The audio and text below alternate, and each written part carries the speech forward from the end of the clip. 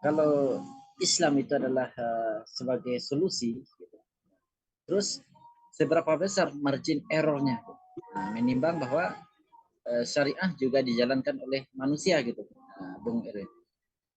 Ya, kalau kita bicara margin error itu merupakan istilah yang dekat dengan tukang survei.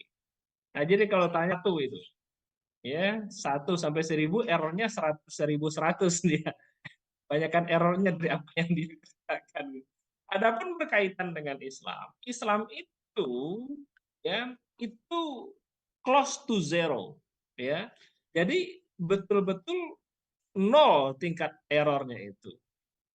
Ya, bagaimana mungkin Islam akan mengandung error ketika dia merupakan sebuah sistem pandangan hidup itu yang berasal dari zat yang nggak pernah salah, dari zat yang maha benar, ya, dari Allah Subhanahu wa taala. Jadi Islam itu merupakan sebuah sistem kehidupan yang sama sekali tidak mengandung kesalahan. Sebagai sebuah sistem, kita harus bedakan dengan manusia yang menjalankannya gitu. Adapun manusia yang menjalankannya, memang manusia itu merupakan tempat kesalahan, ya.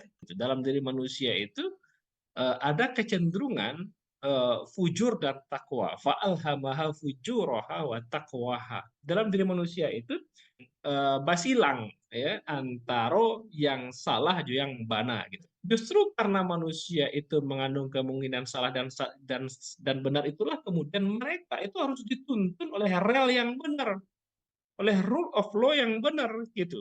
Supaya apa? Supaya kemungkinan salahnya itu bisa diminimalisir. Itulah mereka mutlak membutuhkan sistem yang tidak salah. Coba bayangkan kalau manusia ada kemungkinan salah, ada kemungkinan batu, diatur oleh sistem yang salah. Kacau beliau negara jadinya. Rusak urusan masyarakat. Pendidikan rusak, peradaban masyarakat rusak. Kenapa? Manusia yang kemungkinan salah, kemungkinan batu itu diatur oleh sistem yang salah, hasilnya salah.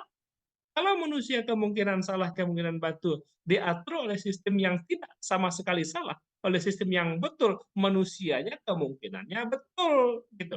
Kemungkinan terjadinya kesalahan, kemungkinan terjadinya error itu semua lini itu kemudian ditutup semuanya, sehingga ya kerusakan tengah-tengah masyarakat itu nyaris nggak ada. Dalam satu sejarah barangkali kita pernah dengar bagaimana dalam sejarah Islam yang membentang panjang itu, lintas bangsa, lintas benua, ya, lintas samudra itu tingkat kejahatannya itu sangat-sangat kecil, ya. Dalam catatan sejarawan hanya sekitar 200 kasus selama 1.300 tahun, 200 kasus, bayangkan itu. Artinya setahun itu satu kasus pun itu langka. 1 tahun 1 kasus langka. Lah kita tiap hari.